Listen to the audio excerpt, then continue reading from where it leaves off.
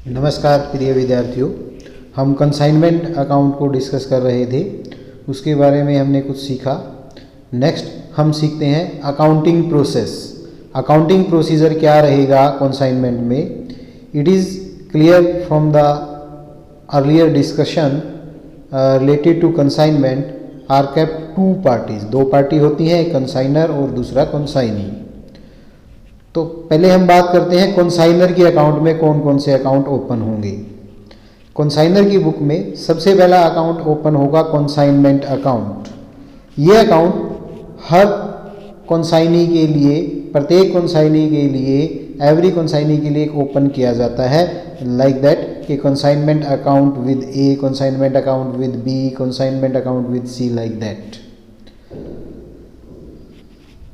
ये सभी पार्टीज़ के लिए अपना अलग अलग होता है ताकि हमें पता लगे किस पार्टी से हमें कितना प्रॉफिट हुआ है, कितना लॉस हुआ है।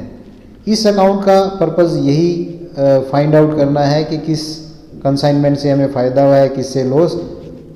ये एक नॉमिनल अकाउंट है। जिस प्रकार से trading profit and loss account बनाते हैं उसी प्रकार से ये बनता है।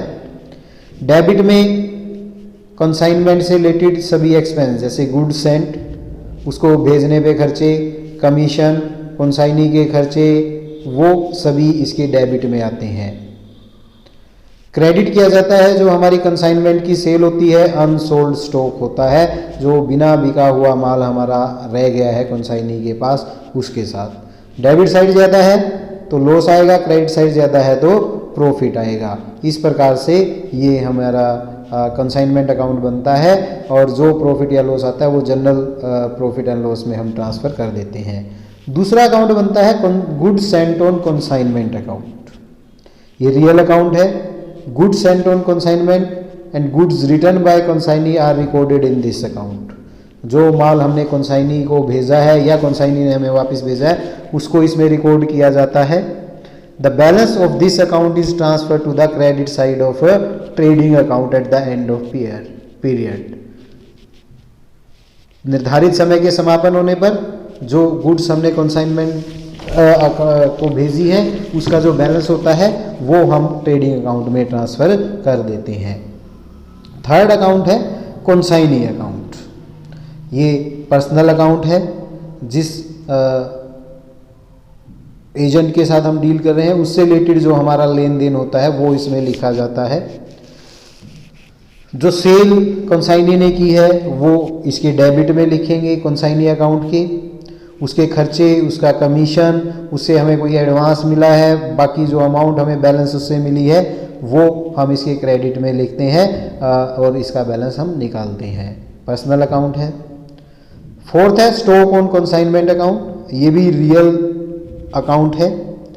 डेबिट बैलेंस होता है जो हमारा अनसोल्ड स्टॉक बच गया है कंसाइनी के साथ, उसको दिखाते हैं। इसको हम कैरी फॉरवर्ड करके नेक्स्ट ईयर में लेके जाते हैं। फिर आती है कंसाइनी की बुक में। कंसाइनी की बुक में मेनली 2 अकाउंट ओपन होते हैं। एक तो कंसाइनर का पर्सनल अकाउंट है। जो सेल से हमें पैसा आया है वो कंसाइनर अकाउंट के क्रेडिट में आता है। जो हमने कंसाइनर के बिहाफ पे खर्चे पे किए हैं कंसाइनी ने, वो कंसाइनर अकाउंट के डेबिट में, उसका कमीशन से डेबिट करेंगे उसको, और जो अमाउंट हमने एडवांस पे कर रखी है उसको कंसाइनर को डेबिट करेंगे, वो डेबिट में आता है। दूसरा अकाउंट होता है कमीशन अकाउंट। ये नॉमिनल अकाउंट है। जो कमीशन कंसाइनर से मिलना है कंसाइनी को वो इसकी क्रेडिट साइड में लिखते हैं और इसको फिर end of the period profit and loss में ट्रांसफ़र करके क्लोज कर देते हैं। तो इनमें जनरल एंट्रीज कैसे होंगी वो हम देखते हैं। In the book of consignor and in the book of consignee.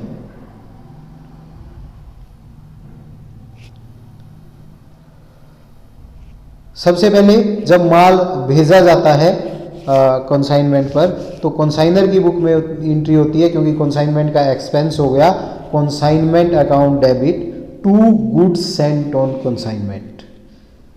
Consignee को माल मिल गया, उसकी वो कोई एंट्री नहीं करेगा। फिर अगर हमें कंसाइनी से कुछ एडवांस मिला है, कैश मिला है, बैंक मिला है या बीआर मिला है, तो बैंक में पैसा आया है तो बैंक, या बीआर मिला है तो BR account debit to consignee account. ये कंसाइनर की बुक में होगी। और कंसाइनी की बुक में हो जाएगी consignor account debit to bank account या बिल पेबल अकाउंट। फिर अगर कंसाइनर उस बिल को डिस्काउंट करवाता है तो एंट्री हो जाएगी कैश या bank account debit, discount account debit to bill receivable account. Consignee की बुक में कोई एंट्री नहीं होगी। फिर कंसाइनर ने खर्चे पे किए कंसाइनमेंट के तो उसकी एंट्री होगी कंसाइनमेंट अकाउंट डेबिट। जितने भी खर्चे होते हैं कंसाइनमेंट को डेबिट करते हैं, consignment account debit to cash account. Consignee की बुक में कोई एंट्री नहीं होगी। कंसाइनी ने खर्चे पे किए तो कंसाइनर की बुक में एंट्री होगी consignment account debit to consignee account. Consignee ने हमारे ब्याह पे, कंसाइनर के ब्याह पे खर्चे पे किए हैं, इसलिए consignment account debit to consignee account. और कंसाइनी की बुक में हो जाएगी consignor account debit to cash account. उसने कंसाइनर के बिहाफ पे किए हैं। कमीशन के लिए consignment account debit to consignee account, ये कंसाइनर की बुक में होगी। और कंसाइनी की बुक में उसे कमीशन लेना है, किससे लेना है? कंसाइनर से लेना है, तो कंसाइनर को डेबिट करेगा और कमीशन उसकी इनकम है उसको क्रेडिट करेगा। माल बेच दिया कंसाइनी ने तो कंसाइनर क्या एंट्री करेगा? पैसा उसने लेना है, किससे लेना है? कंसाइनी से लेना है, कंसाइनी को डेबिट करेगा। कंसाइनमेंट का पैसा है, कंसाइनमेंट को क्रेडिट करेगा। कंसाइनमेंट का फायदा हो रहा है उसको क्रेडिट करेगा।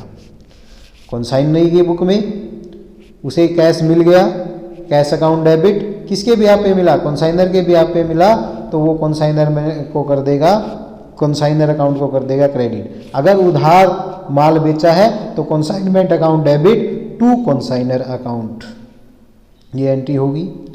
फिर कंसाइनी ने गुड्स वापिस कर दी है कंसाइनर को, तो कंसाइनर की बुक में एंट्री होगी good sent on consignment account debit to consignment account. Consignee की बुक में कोई एंट्री नहीं होगी। फिर स्टॉक जो कंसाइनमेंट का था, साल के प्रारंभ में था, पीरियड के प्रारंभ में था, उसके लिए अगर एंट्री करनी है तो क्या होगी? Consignment account debit to stock on consignment. Consignee की बुक में कोई एंट्री नहीं होगी। At the end of period stock बच गया है तो एंट्री होगी stock on consignment account debit to consignment account. Consignee की बुक में कोई एंट्री नहीं होगी। कंसाइनमेंट का प्रॉफिट है तो एंट्री होगी consignment account debit to profit and loss account. Consignee की बुक में कोई एंट्री नहीं होगी। कंसाइनमेंट का लॉस है तो एंट्री हो जाएगी profit and loss account debit to consignment account. Consignee की बुक में कोई एंट्री इसकी नहीं होगी। फिर जो गुड्स कंसाइनमेंट में भेजी थी उनको ट्रेडिंग अकाउंट में ट्रांसफर करना है, good sent on consignment account debit to trading account. Consignee की बुक में कोई एंट्री नहीं होगी। बिल जो डिस्काउंट कराया था वो हमारा फाइनेंस का पार्ट है, तो उस डिस्काउंट को हम प्रॉफिट लॉस में ट्रांसफर करेंगे, profit and loss account debit to discount account. Consignee की बुक में कोई एंट्री नहीं होगी। कंसाइनी अपने कमीशन को ट्रांसफर करेगा प्रॉफिट एंड लॉस में, तो उसकी एंट्री होगी commission account debit to profit and loss account. इसकी एंट्री कंसाइनर की बुक में कुछ नहीं होगी। फिर उनकी फाइनल सेटलमेंट होती है, पैसा लेना है तो बैंक या BR account debit to consignee account, और कंसाइनी की बुक में हो जाएगा कंसाइनर डेबिट टू बैंक या बिल पेबल अकाउंट। अगर बिल पेबल दिया है फिर उसकी पेमेंट कंसाइनी करता है तो bill payable account debit to cash account. Consignor की बुक में इसकी कोई एंट्री नहीं होगी। ये एंट्रियाँ हमें कंसाइनमेंट अकाउंट्स के अंदर करनी है। Note, when the consignee receive the good then he does not become the owner of goods. वो मालिक नहीं बन जाता है, इसलिए ना तो उसकी परचेज की कोई लाइबिलिटी, ना तो उसकी कोई परचेज है, ना ही उसकी कोई लाइबिलिटी है, इसलिए वो बुक्स में कोई एंट्री उसकी नहीं करेगा ऐसे माल को मिलने पर। कंसाइनी केवल अपने खर्चों का, जो उसने सेल की है उसका कमीशन है, या अदर कोई फाइनेंशियल रिलेशन हुए हैं कंसाइनर के साथ, तो उनकी एंट्री ही अपनी बुक में करेगा। जो डिस्काउंट है वो दो तरीके से डील हो सकता है। एक तो वो फाइनेंस का पार्ट मान के हम उसको फाइनेंशियल अकाउंट्स में ले जाते हैं, जैसे हमने अभी एंट्रीज में किया ऊपर, और दूसरा कंसाइनमेंट का पार्ट हम मानते हैं, तो प्रॉफिट एंड लॉस में जब हमने उसको ट्रांसफ़र किया था डिस्काउंट को, या bank account debit, discount account debit to BR किया था, तो हम वहाँ भी कर सकते हैं या फिर डिस्काउंट को बाद में कंसाइनमेंट अकाउंट में ट्रांसफ़र कर सकते हैं। लेकिन ये ध्यान रखना है, अगर कंसाइनमेंट का एक्सपेंस मानते हैं और उस डिस्काउंट को कंसाइनमेंट में ट्रांसफ़र करते हैं तो प्रॉफिट एंड लॉस निकालने से पहले ये करना है, ये आप ध्यान रखेंगे। Consignee has no concern when he received the goods and unsold stock lying with him। जब वो माल उसको मिलता है या बिना बिका माल उसके साथ रह गया है, उससे कंसाइनी का कोई लेना देना नहीं है, ये सभी कंसाइनर से रिलेटेड है। तो कंसाइनी अपनी बुक में उनकी कोई एंट्री नहीं करेगा, वो केवल अपने खर्चों की एंट्री करेगा। प्रॉफिट और लॉस जो कंसाइनमेंट का हुआ है वो कंसाइनर से रिलेटेड है, कंसाइनी का उससे कोई लेना देना नहीं है। तो कंसाइनमेंट का जो प्रॉफिट या लॉस हुआ है उसकी एंट्री कंसाइनर के बुक में होगी, कंसाइनी की बुक में कोई एंट्री नहीं होगी। फिर एक और इम्पोर्टेंट पार्ट हमारा आता है वैल्यूएशन ऑफ अनसोल्ड स्टॉक। जो बिना बिका माल हमारा रह गया है या क्लोजिंग स्टॉक रह गया उसकी वैल्यूएशन।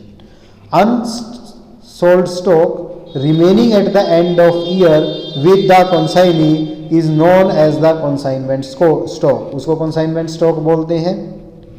इसको किस प्रकार हम वैल्यूएट करते हैं? First of all, according to the first method its valuation is done on the same line as for the ordinary stock. जैसे हम ऑर्डिनरी स्टॉक की करते हैं, कॉस्ट प्राइस और market price whichever is less, उस पर करते हैं।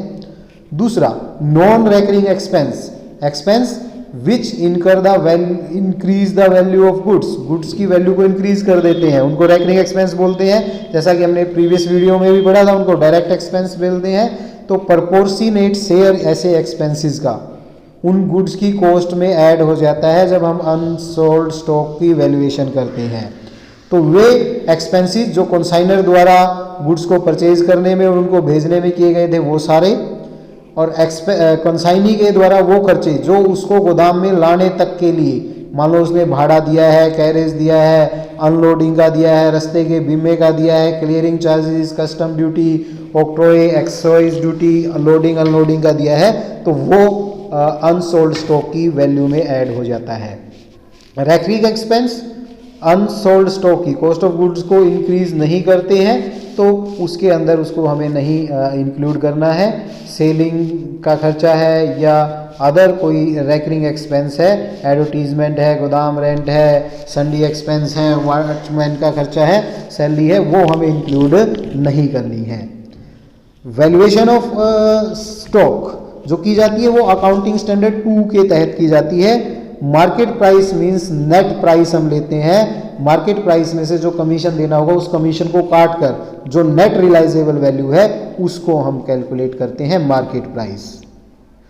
और कंसाइनमेंट स्टॉक मार्केट प्राइस और कॉस्ट, या हम कह सकते हैं रियलाइजेबल वैल्यू और cost which ever is less, उस पर हम उसको मेजर करते हैं। तो कैसे इसको करेंगे? सबसे पहले कॉस्ट ऑफ अनसोल्ड स्टॉक जो कंसाइनी के साथ है वो निकालने के लिए cost of unsold stock goods with consignee add proportionate non-recurring expense incurred by consignor plus proportionate expense of non-recurring nature incurred by consignee।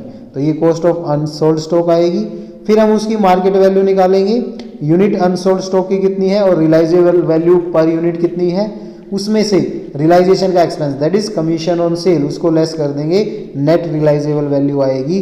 1 और 2 स्टेप में जो हमने वैल्यू निकाली है उनको कंपेयर करेंगे, जो भी लेस होगा उसको हम क्लोजिंग स्टॉक में लेंगे। Note, many time the detail regarding the nature of expense is not given in the question, कई बार नहीं दिया रहता।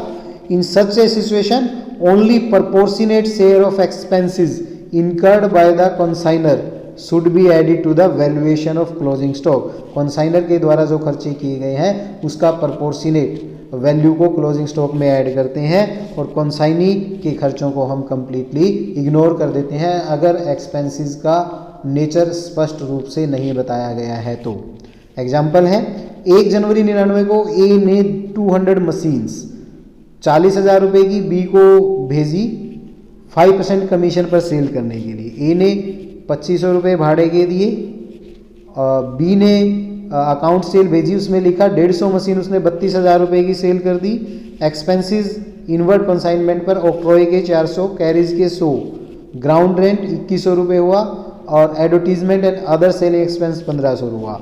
तो वैल्यूएशन ऑफ क्लोजिंग स्टॉक करनी है तो हम कैसे करेंगे, 200 मशीनें भेजी थी, 150 सेल हो गई तो 50 रहती है, 200 की ईच थी मशीन, क्योंकि 200 मशीनें 40,000 की थी, प्रपोर्शनेटली वो कैलकुलेट हो गई 10,000 रुपये की। फिर कॉन्साइनर ने जो खर्चा किया, कॉन्साइनर ने 2500 रुपये भाड़े के दिए, तो 200 मशीनों पे दिए, डिवाइड बाय 200 इंटू 50, 625 आ जाएगा। और कॉन्साइनी के एक्सपेंस, कॉन्साइनी ने एक्सपेंस किए 400 रुपये ऑक्ट्रॉय के, 100 रुपये कैरेज के, ये दोनों खर्चे उसके नॉन रैकरिंग नेचर के हैं। ग्राउंड रेंट और एडवर्टीजमेंट एंड सेलिंग ये रैकरिंग के हैं, तो केवल नॉन रैकरिंग पार्ट ही ऐड होगा। 400 प्लस 100 200 टोटल 500 हो गया। 500 उसने 200 मशीन्स पर किया तो 2.5 रुपीज़ पर यूनिट आ गया, तो 50 यूनिट बची हुई नहीं है, तो 50 इंटू 2.5 125 रुपये उसके प्रपोर्शनेट ऐड हो जाएंगे। तो वैल्यू ऑफ क्लोजिंग स्टॉक या stock on consignment 10,000 plus 625 plus 125 10,750 आएगा। इस प्रकार से हमें ये वैल्यूएट करना है। नेक्स्ट वीडियो में हम इसके रिलेटेड प्रॉब्लम्स को अध्ययन करेंगे। Thank you very much.